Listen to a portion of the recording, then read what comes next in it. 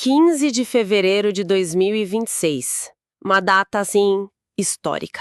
O Brasil acorda com uma notícia que parece até ficção científica. Parece mesmo. A primeira medalha de ouro do país na história das Olimpíadas de Inverno, Lucas Pinheiro Brathen, no esqui alpino, lá em Bórmio. Um feito inacreditável. E a história dele torna tudo ainda mais, né? Exato. Um atleta que nasceu, cresceu, treinou a vida toda na Noruega, mas que desde 2024 compete pelo Brasil. É para comemorar muito. Com certeza. Mas, sabe, no meio de toda essa euforia, a gente recebeu um material que obriga a gente a dar uma freada. Sempre tem, né? É um texto de opinião do jornalista Mauro Silva, que é presidente do Grêmio Ser Sudeste. E ele joga um balde de água fria, ou talvez de neve, na celebração. Uma provocação, imagino. Exato.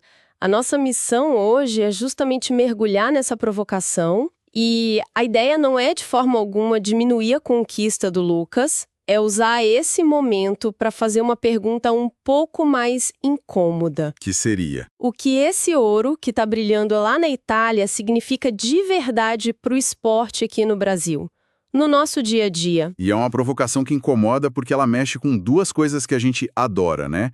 O orgulho de uma vitória e a nossa consciência social. Isso. O texto do Mauro Silva basicamente coloca as duas em conflito. Ele nos convida a celebrar, sim, mas tipo com um olho no pódio e o outro na nossa realidade. E ele levanta essa suspeita de que a medalha pode ser uma espécie de cortina de fumaça. É o termo que ele usa. Uma cortina de fumaça perfeita, que esconde problemas bem maiores e bem mais perto de casa. Certo. Vamos desempacotar isso, então. É importante dizer que o autor começa o texto de um jeito muito respeitoso. Ele não ataca o atleta. Não, pelo contrário. A primeira frase do texto é literal. Parabéns, Lucas. Ele reconhece o talento, a disciplina, a coragem.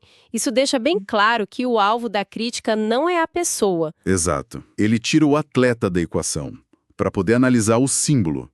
E é aí que ele apresenta o paradoxo central de todo o argumento dele. Que é? Com uma frase de uma simplicidade que chega a ser brutal. Ele diz: o Brasil ganhou um ouro no esqui alpino, só que o Brasil não tem esqui alpino. É o soco de realidade. Essa frase é muito forte. Porque é verdade, né? É a mais pura verdade. A gente comemora o resultado de um esporte que, na prática, não existe para 99,9% da população. Ele detalha isso, né? Sim, ele vai listando o óbvio. Uma coisa que a gente esquece na hora da festa. Tipo? Não temos neve, não temos montanhas com estrutura para isso, não temos pistas, não temos campeonatos nacionais que formem atletas. Não tem escolinha de esqui alpino na periferia? Exato. Não faz parte da nossa cultura. A medalha é real, mas ela representa um ecossistema esportivo que não é o nosso. É, sei lá, como se a gente ganhasse o campeonato mundial de um esporte que é jogado em outro planeta.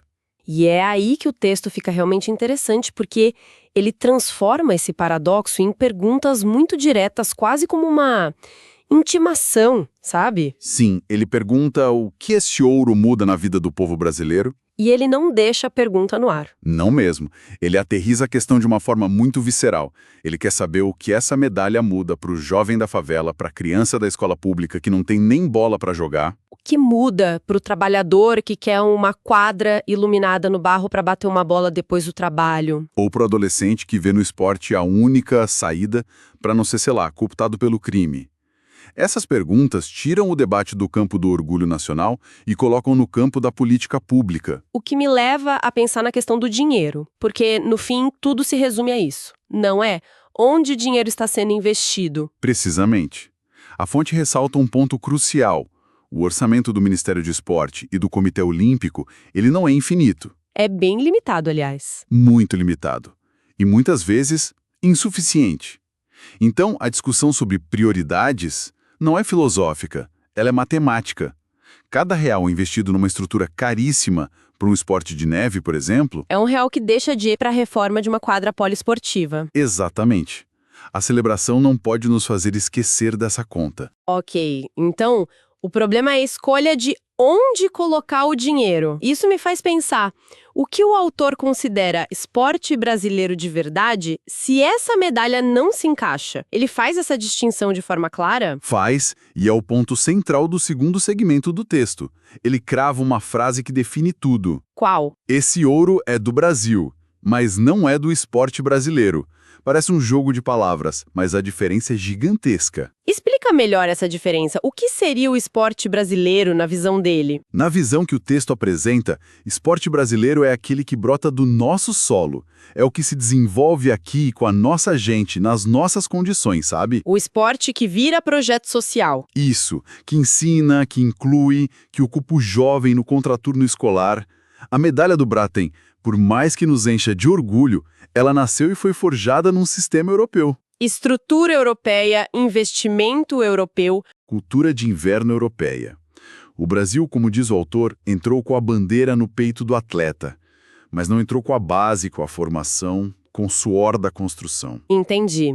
E o grande perigo disso que o texto aponta é o risco da propaganda, da publicidade vazia. Com certeza. É a chance de ouro, sem trocadilho, para o governo e o COB venderem uma imagem de sucesso que não corresponde à realidade.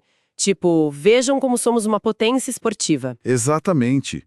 Enquanto a base está abandonada.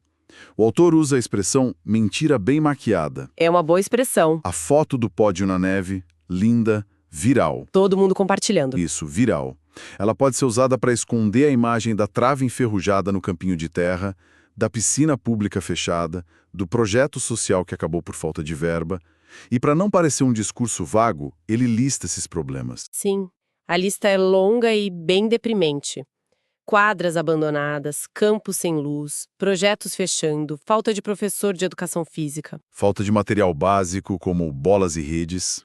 Pouco apoio para modalidades que a gente realmente tem em abundância, como o atletismo. Ou descaso com o esporte feminino. É a velha história do cobertor curto, que ele também cita. E essa analogia é perfeita. É perfeita aqui. Se o poder público decide puxar esse cobertor para cobrir o sonho de ter uma delegação de elite em esportes de inverno, quem vai sentir frio? Segundo o texto, é o esporte popular, o esporte de base. Aquele que acontece de verdade no território brasileiro. Exatamente. E o perigo dessa analogia é que o cobertor não é só dinheiro, né? É a atenção da mídia. É foco político. Bem lembrado. O esqui vira o assunto do momento, todo mundo quer falar sobre isso. Enquanto isso, o projeto de judô que fechou na comunidade vira uma nota de rodapé citando. A pauta pública é sequestrada por esse evento. Perfeito. Você toca num ponto que o texto sugere. A alocação de atenção. A atenção da sociedade e dos governantes é um recurso tão finito quanto o dinheiro. E essa medalha, por ser tão única, tão exótica, consome uma quantidade imensa desse recurso. Então, a discussão vai muito além da medalha. Ela nos força a perguntar: para que serve o esporte, afinal? Especialmente num país como o nosso. Cheio de desigualdades. Exato. O autor entra nessa questão da função social, certo? Ele menciona a sigla, CR, do grêmio que ele preside. Sim, e essa sigla é uma declaração de princípios. Social, esportivo e recreativo. A ideia é que o esporte não pode ser visto só pela lente do alto rendimento, da competição de elite. Essa é só a pontinha do iceberg. A base, a massa de gelo que sustenta tudo, é a sua função social. E qual seria essa função, de acordo com o texto? O autor elenca vários papéis. O esporte como ferramenta para combater o sedentarismo, que é um problema de saúde pública, como uma forma de prevenção à violência. Tirando os jovens da rua? Isso, oferecendo um caminho, como um espaço de proteção para crianças e adolescentes, como um vetor de inclusão para pessoas com deficiência. E a saúde mental? Formação de valores? Claro, disciplina, respeito, trabalho em equipe. É uma visão do esporte como um pilar da comunidade. Tem uma frase no texto que é um soco no estômago. Orgulho nacional não paga a conta do povo. Orgulho nacional não constrói quadra. É de uma franqueza brutal. É, porque desmonta o argumento puramente emocional em um segundo. O simbolismo é importante, claro, mas não pode virar uma desculpa para a inação no que realmente importa. E essa franqueza o leva a um ponto muito prático. A diferença entre quem paga a conta. Ele defende uma distinção muito clara entre o uso de dinheiro público e o de dinheiro privado. Que é um debate fundamental. Como ele coloca isso? De forma bem direta. Ele diz que se uma empresa privada quiser patrocinar o esqui, o curling, o que for, ótimo, que o façam. É uma decisão de mercado. É uma decisão de mercado, de marketing, e ele aplaudiria. O dinheiro privado pode buscar o retorno que quiser. Agora, com o dinheiro público, a história é outra. A responsabilidade é diferente. O texto defende que o dinheiro do povo tem obrigação moral e social. O Estado não é uma empresa de marketing. Não pode agir como tal. Se dar ao luxo de agir como um patrocinador de luxo, financiando uma modalidade de exceção que atende a pouquíssimos, enquanto o básico falta para milhões. O dinheiro público tem que ir para onde o povo está. Segundo esse argumento, sim, para o esporte que é acessível, que pode de fato transformar vidas em larga escala. Depois de toda essa crítica, como ele amarra isso? Ele simplesmente diz para a gente não comemorar? Não, de jeito nenhum. A conclusão é um apelo à consciência, não ao boicote da alegria. Ele volta a parabenizar o Lucas Braathen, reforçando que a crítica é institucional, é sobre política pública. Certo. A mensagem final é: celebrem, sintam orgulho, mas não sejam ingênuos. Não deixem que o brilho desse ouro ofusque a necessidade de cobrar o que é nosso por direito. E ele propõe um jeito de fazer isso. De trazer a discussão para o nosso quintal. Literalmente. Sim. E essa é talvez a parte mais poderosa do texto, porque ele tira a discussão do abstrato e a torna pessoal. Ele faz um convite direto a quem está lendo para olhar ao redor. E faz perguntas bem simples, né? Simples e diretas. No seu bairro, quantas quadras existem? Quantas estão iluminadas e com a grama cortada? Quantas têm um projeto social gratuito para as crianças? É uma forma de dizer. Essa discussão não é sobre a Suíça. É sobre a sua rua. É genial, porque força a gente a comparar a imagem da TV com a realidade que a gente vê pela janela. Exato. Ele está pedindo um diagnóstico local. A política pública de verdade, como ele define, não é a que gera uma manchete internacional a cada 4 anos. É a que muda o cotidiano. A que chega no bairro, a que entra na escola, é algo tangível que a população sente na pele. E qual é a frase final, o resumo da ópera? O resumo é um chamado à ação cívica, comemore a medalha, vibre com a conquista, mas não aceite que o dinheiro público seja usado para financiar um esporte que não existe aqui. Enquanto o esporte que salva vidas no território brasileiro é abandonado. Exatamente. É uma defesa intransigente de que o investimento público deve ter endereço, e esse endereço tem que ser o da maioria da população. Então, para a gente amarrar, a análise que esse material nos traz é essa tensão constante, de um lado, a alegria, o orgulho de um feito histórico, individual, espetacular. E do outro? Do outro, o questionamento duro sobre o que isso significa na prática para o país, sobre nossas prioridades, sobre justiça social e sobre o verdadeiro papel do esporte numa nação como a nossa. Sim, e essa tensão nos deixa com uma pergunta para continuar pensando. O texto nos faz refletir, né? Se uma medalha como esta, tão distante da nossa realidade, realmente tem o poder de inspirar milhões de jovens como muitos argumentam. Certo. Mas as portas dos ginásios, dos campos e das quadras continuam fechadas na maioria das comunidades. Onde exatamente essa inspiração vai se materializar? Boa pergunta. De que adianta inspirar alguém a correr se não existe nenhuma pista decente? Qual é o papel do Estado em construir a ponte entre a inspiração que vem de um campeão e a oportunidade real para uma criança dar o primeiro passo?